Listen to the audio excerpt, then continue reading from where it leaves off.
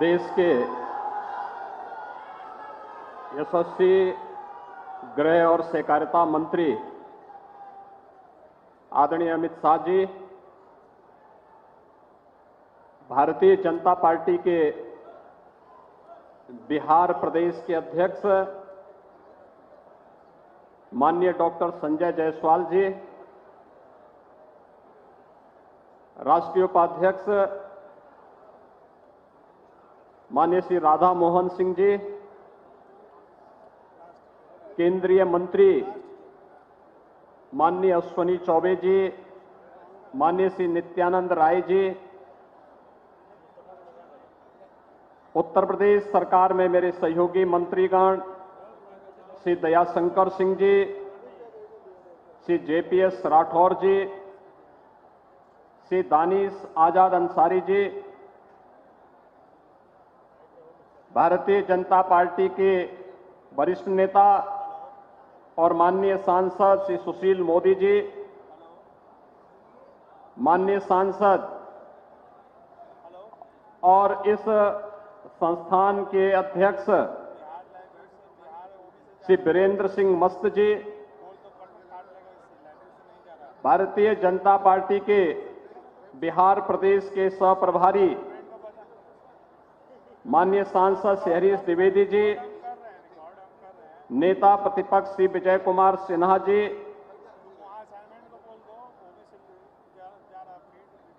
सम्राट चौधरी जी, माननीय सांसद नीरज शेखर जी, इस क्षेत्र के लोकप्रिय सांसद माननीय श्री राजीव प्रताप रूडी जी, माननीय श्री जनार्दन सिंह जी, आज के इस कार्यक्रम में उपस्थित भारतीय जनता पार्टी के सभी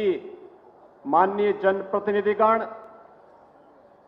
और उत्तर प्रदेश और बिहार से यहां पर भारी संख्या में उपस्थित सभी भाइयों बहनों, आज लोकनायक जयप्रकाश जी की पावन जयंती है। संपूर्ण क्रांति का नारा देकर के भारत के लोकतंत्र को उनके नेतृत्व में बचाने के लिए जो कार्यक्रम प्रारंभ हुआ था, मैं इस महान स्वतंत्रता संग्राम सेनानी लोकनायक जयप्रकाश जी को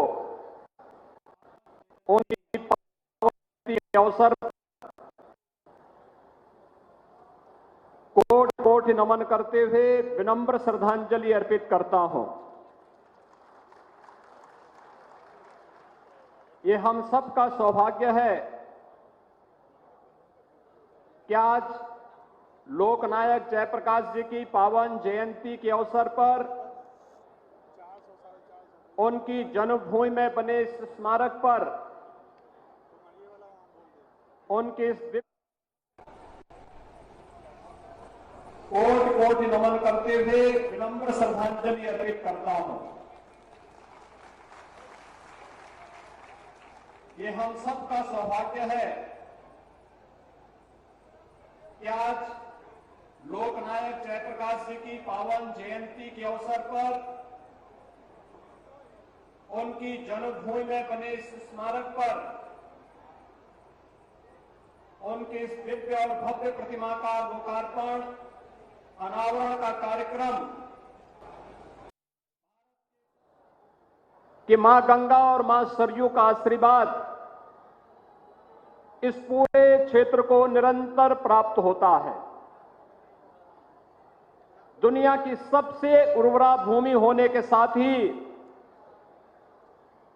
प्रतिवर्ष बाढ़ जैसी त्रासदियों का सामना करने के बावजूद जो जुझारूपन इस क्षेत्र के और इस भूमि में जुड़े हुए लोगों के अंदर देखने को मिलता है, उसने यहां के लोगों के जज्बे को अलग ही बनाया है। और यही कारण है कि आजादी की लड़ाई में बढ़ चढ़ करके भाग लेना राष्ट्रपिता महात्मा गांधी के नेतृत्व में चले पूरे आंदोलन का पग पग पर सहयोग बिहार के अंदर प्राप्त होता रहा, लेकिन स्वतंत्र भारत में भारत की व्यवस्था का संचालन कैसे होना चाहिए, गांव के लिए, गरीब के लिए, किसान के लिए, नौजवान के लिए, महिलाओं के लिए क्या कुछ योजनाएं बननी चाहिए। भले ही उस समय की सरकार ने कुछ कार्य किया हो और योजना बनाने में विफल रही हो, लेकिन सरकार से बाहर रह करके जिन महापुरुषों ने इन पर स्वस्थ चिंतन को आगे बढ़ाया था,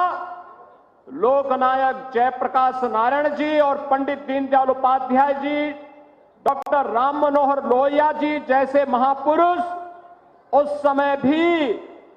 इस क्रांति की लौ को स्वतंत्र भारत के अंदर अपने चिंतन के माध्यम से आगे बढ़ाने का कार्य कर रहे थे। और यही कारण था इस देश के अंदर जब आजादी के उन सभी योद्धाओं ने स्वतंत्र भारत में भारत की व्यवस्था कैसे होनी चाहिए, एक स्वस्थ संसदीय प्रणाली को अपनाया था, लेकिन सत्ता मोह में उस समय की सरकार इस कदर आंखों में पट्टी बांध चुकी थी कि एक समय उसने लोकतंत्र को भी कुचलने का कार्य किया, और जब लोकतंत्र को कुचलने का कार्य किया तो आखिर बिहार शांत कैसे बैठ सकता था। आप सब जानते हैं, जब आजादी की लड़ाई चल रही थी, भारत आजाद हुआ 1947 में, लेकिन बलिया ने अपने आप को आजाद घोषित कर दिया था 1942 में ही। हम सब ये जानते हैं, राष्ट्रपिता महात्मा गांधी के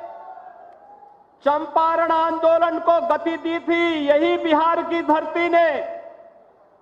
तो स्वाभाविक रूप से लोकतंत्र के प्रति जितना सजग बिहार है, सचमुच वह देखने लायक है, और इसीलिए लोकतंत्र को उस समय कुचलने का जो कुत्सित प्रयास हो रहा था, लोकनायक जयप्रकाश नारायण जी के नेतृत्व में उस समय वह भूतपूर्व था। देश की आजादी के बाद इतना बड़ा सशक्त आंदोलन जिसने तत्कालीन सरकार को घुटनों टेकने के लिए मजबूर कर दिया था, और जनता जनार्दन की अदालत में उस सरकार को जाना पड़ा था। भाइयों बहनों, जयप्रकाश जी के उस सपने को आज साकार कर रही है आदरणीय प्रधानमंत्री नरेंद्र मोदी जी के नेतृत्व की भारतीय जनता पार्टी नेतृत्व की सरकार। आपने देखा होगा, समाज का कोई तबका आज के दिन पर ऐसा नहीं जिनके हितों के लिए कार्य न हो रहा हो। आदरणीय प्रधानमंत्री जी ने 2016 में उज्ज्वला योजना की शुरुआत इसी उत्तर प्रदेश के बलिया जनपद में प्रारंभ करके देश के अंदर अब तक 8 करोड़ से अधिक गरीबों को, जिन्होंने कभी रसोई गैस के बारे में सोचा भी नहीं था, निःशुल्क रसोई गैस देने का कार्य भी कर दिया गया। यही नहीं, चाहे वह गरीब के सिर को ढकने के लिए छत देने का कार्यक्रम हो, और चाहे वह वे तमाम गरीब कल्याणकारी योजनाएं जिन योजनाओं के माध्यम से देश के अंदर बिना भेदभाव के प्रत्येक नागरिक को, न उसकी जाति, न मत, न मजहब, न क्षेत्र, न भाषा, वो उत्तर का है या दक्षिण का, पूरब का है या पश्चिम का, उत्तर प्रदेश हो या बिहार,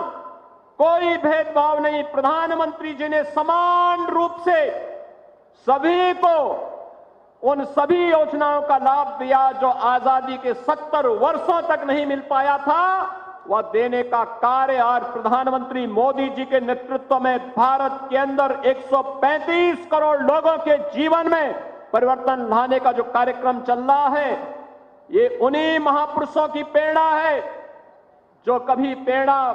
लोकनायक जयप्रकाश जी ने दी थी, जो प्रेरणा कभी पंडित दीनदयाल उपाध्याय जी ने दी थी, जो नारा कभी राम मनोहर लोहिया जी ने दिया था, वही सपने आज साकार होते हुए दिखाई देते हैं। लेकिन भाइयों बहनों, जो लोग जयप्रकाश जी के नाम पर और लोहिया जी के नाम पर राजनीति को आगे बढ़ाते रहे हैं, उनके कारनामों को हम सब जान रहे हैं, पूरा देश और पूरी दुनिया जान रही है। राजनीति का प्राधिकरण हो, इसके वे धुर विरोधी थे, लेकिन राजनीति का प्राधिकरण बिहार के विकास को बाधित कर रहा है। आज आप देख रहे होंगे, आज से कुछ वर्ष पहले उत्तर प्रदेश के अंदर भी राजनीति का प्राधिकरण था, अपराधियों का भ्रष्टाचारीकरण था। और भ्रष्टाचार और राजनीति जब एक साथ मिल जाती है और अपराध और राजनीति जब एक साथ मिल जाती है तो कोड़ में खाच का काम करता है। और यही कार्य बिहार जैसा शार्प ब्रेन, जहां पर इतना अच्छी बौद्धिक संपदा बिहार के अंदर, बिहार के युवाओं के अंदर है, लेकिन बेईमानी और भ्रष्टाचार बिहार के इन युवाओं की प्रतिभा को आगे बढ़ने से रोकती है। और बिहार के नौजवान को जब भी अवसर मिला, देश और दुनिया के अंदर उसने अपनी प्रतिभा और अपनी क्षमता का लोहा मनाया है। भाइयों बहनों, आज जब जयप्रकाश जी के इस पावन जयंती कार्यक्रम के अवसर पर हम सब उनकी पावन जन्मभूमि पर यहां पर उपस्थित हुए हैं, यहां पर इस गांव के बाद की भूमि जनपद बलिया की भूमि आती है। और हम लोगों ने पहले से तय किया है, मैं तो बिहार सरकार से पहले से ही कहता रहा हूं कि हमें बाढ़ की समस्या के समाधान करने के लिए नदी के ड्रेजिंग के कार्यक्रम को आगे बढ़ाना चाहिए। यह हमें जल यातायात की सुविधा के साथ भी जोड़ेगा और हर वर्ष आने वाली बाढ़ की समस्या का समाधान भी करेगा। उत्तर प्रदेश के अंदर 2017 के पहले 38 जनपद ऐसे थे जहां पर भीषण बाढ़ आती थी, बरसात हुई, बाढ़ से क्षेत्र जलमग्न हो जाते थे। भाइयों बहनों, आज केवल 3 से 4 जनपद हैं जहां बाढ़ आ पाती है, और वह भी अगले 1-2 वर्ष के अंदर हम उसे भी बाढ़ से सदैव के लिए मुक्त करने के कार्यक्रम के साथ आगे बढ़ रहे हैं। और आज मैं आपको यही आश्वस्त करने के लिए आया हूं कि वह कार्रवाई नदियों को चैनलाइज करना,